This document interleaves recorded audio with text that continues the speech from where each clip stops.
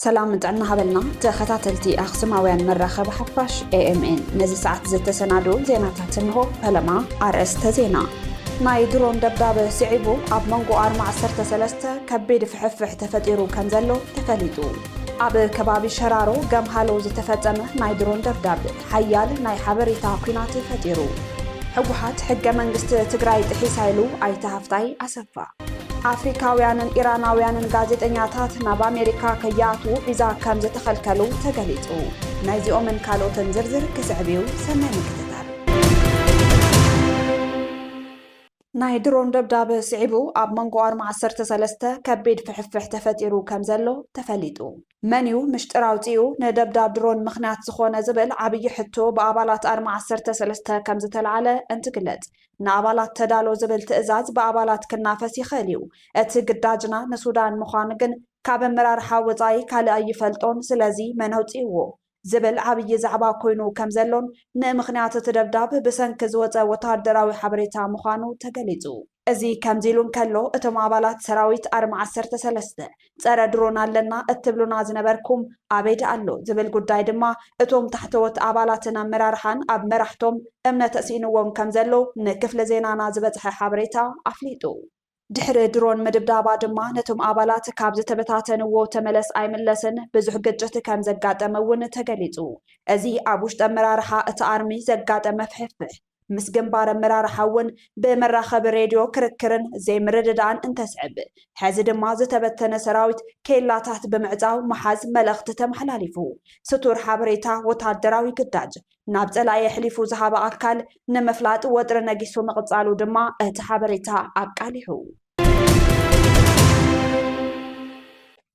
ኣብ ከባቢ ሸራሮ ገምሃሎ ዝተፈጸመ ናይ ድሮን ደብዳብ ሓያል ናይ ሓበሬታ ኩናት ፈጢሩ እቲ ፈላማይ ወቐሴታ ኣብ ማሕበራዊ ሚድያ ሰራዊት ትግራይ ንግዳማውያን ሓይልታት ተሸይጡ ዝብል ናይ ክሕደት ወቐሳታት ክወርዱን ከለዉ ካልኦት ድማ እቲ ወረ ብዕራይ ወለደ ናይ ሓሶት ፕሮፓጋንዳ እዩ ክብሉ ይነቕፉ እዚ ድማ ብዛዕባ ሰራዊት ትግራይ ከበድቲ ሕቶታት ዘለዓለ ክትዕ ኣብ መረባ ማሕበራዊ ሚድያ ቀፂሉ ኣሎ ኣብ ዞባ ሰሜን ምዕራብ ትግራይ ከባቢ ሸራሮ ገምሃሎ ኣብ ልዕሊ ኣባላት ሰራዊት ትግራይ ዝተፈጸመ ሃንደበታዊ ናይ ድሮን ደብዳብ ንመላእ ክልል ዘናወፀን ህዝቢ ኣብ ከቢድ ስጋት ዘውደቐን ፍጻመ ኮይኑ ኣሎ እዚ ወታደራዊ መጥቃዕቲ እዚ ድሕሪ ምፍጻሙ ኣብ ባይታ ከም ዘሎ ወታደራዊ ምንቅስቓስ ንላዕሊ ኣብ ማሕበራዊ መራኸብታትን ዝተፈላለዩ ወገናትን ዝካየድ ዘሎ ናይ ሓበሬታ ኩናት ምፅልላምን ምስሕሓብን ንኩነታት እቲ ክልል ዝያዳ ሓላሊኽዎ ይርከብ ሕወሓት ኣብ ዘውፅኦ ወግዓዊ መግለፂ እቲ ኣብ ከባቢ ሸራሮ ዝተፈጸመ ናይ ድሮን ደብዳብ ብስርዓት ብልጽግና ዝተፈጸመ ምዃኑ ኣፍሊጡ ኣሎ እቲ መግለፂ ከም ዘነፀሮ እዚ ስጉምቲ እዚ ነቲ ኣብ መንጎ ክልቲኦም ወገናት ተፈሪሙ ዝነበረ ናይ ፕሪቶርያ ስምምዕ ሰላም ብግህዶ ዝጠሓሰን ንህዝቢ ትግራይ ዳግማይ ብሓይሊ ንምንብርካኽ ዘተሃቀነ ግፍዕን እዩ ክብል እንትገልጽ ብኣንፈት መምርሕን ውዕሊ ፕሪቶርያን እንተኾይኑማ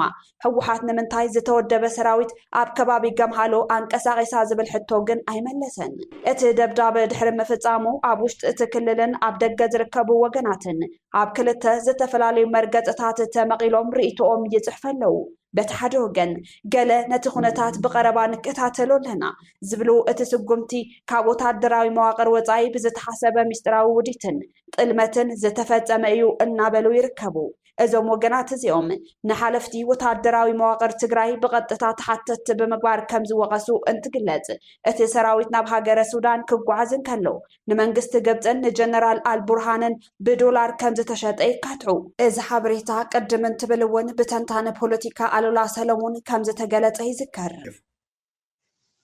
ኣብ ወንዝ ጥራሕ ኣይኮነን ሸይጦምዎ እውን እዩ ከምቲ ኢሳያስ ንኣብይ ናይ ደም ገንዘብ እንዳተቐበለ ኣብ ሳዋ ተመረቑ እንዳሰደድ ዝዋግዕሉ ዝነበረ ማለት ምስ ኣብይ ተዋጊኡ ኣይኮነን ኣብ ክንዲ ኣብይ ማለት እዩ ንኣብይ ሓጊዙ ተጋሩ ይወግን እዮም ልክዕ ከምኡ ተጋሩ ሕዚ ተሸይጦም ኣብ ጎኒ ቡርሃን ኮይኖም ምስ RSF ክዋጉ ይግበረሉ እዚ ንባዕሉ ዓለም ለኻዊ ገበን መርሲነሪ ኣብ ኣፍሪካ ምውጋእ ማለት እቲ ዞባ እውን ከይሃድእ ብልፅግና እውን ዘሴም ብRSF ሳይድ ተሰሊፉ UAE እንዳደገፈቶ ማዕረ ካምቦውን መስሪቶ ደቡብ ድዩ ጋምቤላ ኣብ ሓዲኡ ቤንሻንጉል ምስ RSF ክስታይሉ ይብል ኣሎ ብኡውን መርሲነሪ እቶ ኣሎ ብመረዳእታ ብጭቡጥ መርትዖ ተረጋገፀ ማለት እዩ ሶ እዚ ሕወሓቱን እንዳገበርዎ መፅኦም እዮም ሶ ዝኽሪኦ ከለዉ እንታይ እዮም ክብሉ ዝኽእሉ ፀጋይ እንተልካኒ ብፍላይ ሕዚ ከዓ ካብ ፕሪቶርያስ ኣፍሪስናያ ኢና ዶ ኢሎም ሓቀይ ፅባሕ ፕሪቶርያ ምፍራሶም ልክዕ ከምታ ኤክሪ መራሕትኹም ኣይደለይዎን ሓታትነት ንፍትሕን ኢሎም ዝገደፍዎ ፕሪቶርያ መራሕትኹም ኣይደለይዎን ስለዚ ናብ ቅድሚ ፕሪቶርያ ዘምልስ ኣካይዳ ፖለቲካ ተተፈጢሩስ ኢትስ ፌር ጌም እዮም ዝብሉና ዘሎ ሶ በዓል ደብረ ፅዮን ጉጅሉን ቅድሚ ፕሪቶርያ ናብ ዝነበረ ተመሊስና ኣለና ክብሉ ከለዉ ቅድሚ ናብ ፕሪቶርያ ናብ ዝነበረ ዓለም ትምለሰሉ መንገዲ ይፀርጉ ምህላዎም ኣይፈልጡ ሓደ ዓብዪ ዝሽወድዎ ዘለዉ እዚ በቲ ካልእ ወገን ድማ እዞም ዝዝርግሑ ዘለዉ ወረታት ኩሎም ትሕዝቶ ዘይብሎምን መሰረት ኣልቦን ብዕራይ ወለደ ዝዓይነቶምን ናይ ሓሶት ፕሮፓጋንዳታት ምዃኖም ብምግላጽ ሓያል ነቐፌታ ዘውረዱ ወገናት ኣለዉ እዞም ነቐፍቲ ወገናት ከም ዝሕብርዎ እዚ ሕዚ ዝረአ ዘሎ ናይ ሓሶት ወረታትን ወታደራዊ ምንቅስቓስን ኣብ ልዕሊ እቲ ድሮ ተወቂዑ ዘሎ ህዝብን ሰራዊትን ተወሳኺ ናይ ስነ ልቦና ራዕዲ ንምፍጣር ዝተገበረ ውዲት እዩ ሰራዊት ትግራይ ናይ ኩሉ ዜጋ ኣሕዋትን ስድራን ስለዝኾነ ንፖለቲካዊ ረብሓን ውልቃዊ ኣጀንዳታትን መሳርሒ ክኸውን ከም ዘይግብኦ እዮም ዝምግቱ ብመሰረት ካብቲ ከባቢ ዝበፅሑና ናይ ዓይኒ መሰኻኽር ፀብፃባት እቲ ናይ ድሮን መጥቃዕቲ ኣብ ልዕሊ ሰብኣውን ንዋታውን ጉዳት ዘስዕበ እኳ እንተኾነ እቲ ብሰንኩ ተፈጢሩ ዘሎ ናይ ፕሮፓጋንዳ ኩናት ግን ንማሕበረሰብ እቲ ዞባ ዝያዳ ይሻቕሎ ከም ዘሎ ይገልጹ ኣፍሪካውያንን ኢራናውያንን ጋዜጠኛታት ናብ ኣሜሪካ ከይኣትዉ ቪዛ ከም ዝተኸልከሉ ተገሊጹ ብመሰረት ዓለም ለኻዊ ማሕበር ፕረስ ስፖርት ሒዝዎ ዝወፅእ ሓበሬታ ከም ዝሕብሮ ብዙሓት ኣፍሪካውያንን ኢራናውያንን ጋዜጠኛታት ኣብ ኣሜሪካ ንዝካየድ ዋንጫ ዓለም ፀብፃባት ንምሕላፍን ሽፋን ንምሃብን ናብ ኣሜሪካ ንምእታው ዘድሊ ቪዛ ከም ዝተኸልከሉ ገሊጹ ኣሎ እቲ ማሕበር ናብ ዳይሬክተር ርክብ ማዕከናት ዜና ፊፋ ብሪያን ስዋንሰንን ሓላፊ ስርሒታትን ኣገልግሎታትን ሚድያ ኣመሓዳሪ ኣካል ኩዕሶ እግሪ ጆቸን ስቴንሆፍን ደብዳቤ ከም ዝሰደደ ፀብፃባት የረድኡ ፕሬዚደንት እቲ ማሕበር ጂያኒ መረሎ ንዓና ጋዜጠኛታት ንነዊሕ እዋን ዝፀንሐን ዘይቅቡልን ፀገም ኣጋጢምና ኣሎ እዚ ማለት ንቐፃሊ ተፈላጥነት ዘለዎም መሳርሕትና መእተዊ ቪዛ ተኸልኪሎም ኣለዉ ክብል ፅሒፉ ፊፋ ኩሉ ዝከኣሎ ክገብር እቶም ጋዜጠኛታት እንተኾነ ብተስፋ ይፅበዩ ኣለዉ ድማ ኢሉ ዋንጫ ዓለም 2026 48 ጋንታታት ዝሓቆፈ ካብ ዝመፅእ ዘሎ 4 ሰነ 2018 ዓ.ም ብወግዒ ክጅመር ምዃኑ እውን ተፈሊጡ ኣሎ መበል 23 ዋንጫ ዓለም ኣብ ኣሜሪካ ሜክሲኮን ካናዳን ክካየድ እዩ ኣብ መወዳእታ ሕወሓት ሕገ መንግስቲ ትግራይ ጥሒሳ ኢሉ ኣይተ ሃፍታይ ኣሰፋ ላዕለዋይ ኣመራርሓ ትካል ዲሞክራስን ሓባሲ ንብዓትን ኣይተ ሃፍታይ ኣሰፋ ምስ ብራኸሸው ኣብ ዝነበሩ ፃንሒት ሕወሓት ናይ ውድባ ስም ክትዕቢ ክትብል ናይ ህዝቢ ትግራይ መንግስቲ ኣብ ፕሪቶርያ ፍሪሳ ሕዚ ኣብ ትግራይ ካብ ሕገ መንግስቲ ዘይተቐድሑ ሕግታት ብምውፃእ ኣብ ልዕሊ ህዝቢ በደላት ተብፅሕላ ምስ በለ ሕወሓት ንባዕላ ምብስባሳ ዝኣመነት ውድብ ንህዝቢ መሊሳ ክብስብስ ትሰርሕላ ድማ ኢሉ ኣይተ ሃፍታይ ኣብ ዘረብኡ ብፖለቲካ ድፍኢት ካብ ትግራይ ወፂኻ ክትቃለስ ምፍታን ሕወሓት ከም ድሌታ ጎብለል ኮይና ክትፍራሕ ዝገብር ፍጻመ እዩ ድማ ይብል ነውቲ ዘሎ በሲቢሰ እየ ህዝቢ ትግራይ ኣይምራሕኽዎን ረሲዑ እየ ኣብ ናይ ባዕለይ ናብራን ዓለምን እየ ነይረ ዝብል ናይ ፌደራል ዝነበረ ሓይልን ናይ ክልል ዝነበረ ሓይልን ንዑ ኢኻ ባይታ መቻቹ ትኸይድ ዘለኻ ክኾን ዝግብኦ ሓደ ኣብ ትግራይ ፖለቲካዊ ልዝብ ክስካዕ ተኸይዱ ይፈልጥ ፖለቲካል ዲስከሽን ንኣብነት ኣብ ትግራይ ዘለዋ ፖለቲካዊ ሓይልታት ምስ ቲፒኤልኤፍ ፖለቲካዊ ልዝብ ክስካዕ ሕዚ ኣያካይዳን ናይ ሓሳብ ክትዕ ይግበራል ናብቶም ከቢድ ፀገም ኢና ዘለና ቲፒኤልኤፍ ዚውን ከመቻቹ ይከኣለን ኢንትሪም ገቨርንመንት እውን የመቻችወን ትሕዚ መፅኡ ዘሎ ብፖለቲካዊ ሓይሊ መፅኡ ዘሎ እውን ከምኡ ክገብር ኣይከኣለን ስለዚ ናብ ሓራ መሬት ምኻድ ኣየድልን እዩ ናተይ ናብ ሓራ መሬት ምኻድ ኣየድልን ናብ ኣዲስ ኣበባ ምኻድ የድልን ናቱ ክንደይ ጀጋንያ በረኻ ተሪፎም እዮም ክንደይ መናእሰያ በረኻ ተሪፎም እዮም ምእሳርታ ዝነኣሰት መስዋእት እያ ሞት ከዓ ታዝዓይት መስዋእት እያ ኣብ ትግራይ ማለት ስለዚ ትግራይ ከድሕን እየ ዝብል ሓይሊ ባይ ብረት ሒዛ ሓራ መሬት ኮይነ ወይ ኣዲስ ኣበባ ኮይኑ ፖለቲካል ተቃሊሰ ከድሕን ዝብል ኣሎ እሱ ኣነ ይመርፆ ትግራይ ለውጢ ዝደሊ መንእሰይ ኣሎ ለውጢ ዝደሊ ስድራ ሰው ኣሎ ኢሊት ኣሎ ስለዚ ይምፃእ ይሰባሰብ 20-30-40 ፓርቲ በብቁሸት ዓድዋ ናልካ ተንቤን ናልካ ወይ ሰብዓ ናልካ ወይ ቲስዓ ናልካ በብኸባቢኻ ፓርቲ ናጣሽካ ኮይነስ ስብስብ ኢልካ ነቲ ዘሎ 30-40-50 ዓመት ሒዙ ፀንሐ ሓይሊ ተወዲብካ ክትቃለሶ ክትክእል ኣለካ ዝብል ሓሳብ እዩ ዘለኒ ኣብ ትግራይ ዘሎ TPLF እውን ንህዝቢ ትግራይ ካብ ምድንጋር ወፂኡ ማለት ካብ ምድንጋር ወፂኡ እቲ ናይ ፖለቲካ ምህዳር ኣስፊሑ ኣብ ትግራይ ታሪክ ዝሰርሕሉ ኩነታት ከማቻች ይኽእል ኣሎ እዚኣ እንተዘይገይሩ ግን TPLF ንህዝቢ ትግራይ ህዝቢ መሪሑ ከሰጋግር ይኽእል እዩ ዝብል ሓሳብ ኣይብለና ኣብ ትግራይ ቤት ምክሪ መሊሰ እየ ዝብል ሓይሊ ንፖለቲካዊ ስልጣን ክርባሕ ምሕሳብ እምበር ንህዝቢ ወይ እውን ነቲ ዝቃለስ መንእሰይ ይኮነን ክብል ድማ ይቐፅል ግን ፖለቲካ ተገላበጥቲ መትከል ዘይብሎም ቅዋም ዘይብሎም ጦረሾም ክመልኡ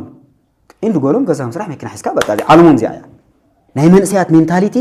ዝሰብር መንእሰይ ከይቃለስ ነፃነቱ ሓርነቱ ከይረጋግፅ ናይ መንእሰይ ፀገም ተረዲእኻ ኣረዲእኻ ፈቲሕኻ መንእሰይ ኣብ ዓዱ ተረጋጊኡ ከይሰርሕ መንእሰይ ክስደድ ዝገብሩ ናይ ፖለቲካዊ ሓይልታት ኣሎ ናይ ትግራይ ፖለቲካዊ ሓይልታት ኣሎ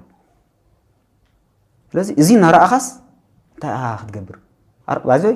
2015 ኢንትሪም ገበርና ተጣይሹ 15 17 18 ቀሊል 4 ዓመት ሓደ መርሃ ግብርስ ከሲርና ማለት እዚ ካብ ብሰንኪ መና ንኸስር ዘላ ብሰንኪ ናይ TPLF ስትራቴጂክ መሪሕነትና ንኸስር ዘለና ንሶም ካብ ቢሮኦም ናብ ገዝኦም ብፓራድ ይኸዱ ህዝቢ ትግራይ ከዓ ኣብ ባይታ ተፀገም ይሽከመሉ ማለት ካድሮታቶም ከዓ ካሊእ ስራሕ ይሰርሑ ኣለዉ ስለዚ ኣብ ትግራይ ዘለው መራሕቲ ኩሉ ዓይነት ናይ መኸተ ሃፍቲ ዘጠፋፉ እዮም ብፍላይ መሬት ትግራይ ናብ ግሊ ረብሕኦም ብምውዓል መንእሰይ ተረባሓይ ከይኸውን ኮነ ኢሎም ይሰርሑ ኣለዉ እዚ ድማ እቲ ዝዓበየ ጥሕሰት ሕግን በደል ኣብ ልዕሊ ህዝብን እዩ ነዚ ክተርፍ እንተኾንካ ትግራዋይ ካብ ኣብ ደገ ኾንካ ኣብ ውሽጢ ትግራይ ኮንካ መቀላስዩ ለውጢ ሓይሊ ዝህልዎ ይብል ኣይተሃፍታይ ጠፊእዎም ኣይኮኑን ኮነ ኢሎም እዮም ዝተረጋግአ መንእሰይ ዝተረጋግአ ህዝቢ ከይህሉ ሓድነቱ ከይረጋግፅ ንናይ ውሽጥን ናይ ደገን ሓይልታት ፒስፉሊ ኤንድ ፖለቲካሊ ኤንድ ብሚሊተሪ ደረጃ እውን ከይቃለሶ ንስንሳትካ ብምጥርጣር ክትነብር ዋንታይ ኣቶካ ሱቕ እንደበል ይብልኻ ንመን ሃሶት እዩ እሶም ተጋሪዮም ንሕና ኩላና ተጋሪና ንትግራይ ከድሕን ዝኽእል ሓይሊ ግን ኣብ ትግራይ ሒዙ ኮይኑ ይቃለስ እዚኣ ዘይግብር ተኮይኑ TPLF እውን ብዲፕሎማሲ ብፖለቲካ ብዝተፈላለዩ ፅዕንቶታት ነቲ ዘሎ ሓይሊ ነቲ ዝመርሕ ዘሎ ሓይሊ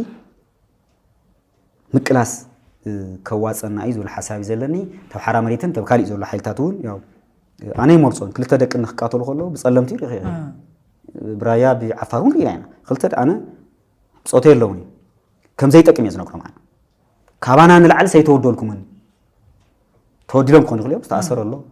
ዝተፈላለዩ ስራሕ መንግስቲ ተኸልእ ኣሎ ከይዓቢ ናይ ዲፋሜሽን ኤንድ ላቤሊንግ ስራሕቲ ዝካየደሉ ፖለቲካዊ ኣመራርሓን ኣባልን ኢሊትን ኣሎ ስለዚ እዚ ተፃወርካ ካብ ትግራይ ትቃለስ ሶ ተምፅዎ ነገር የለን ዝበሃል ነገር ኣይሰራን ለውጥ መፂኑ ዋና ኣብይ ኣሕመድ ኳ 34 ዓመት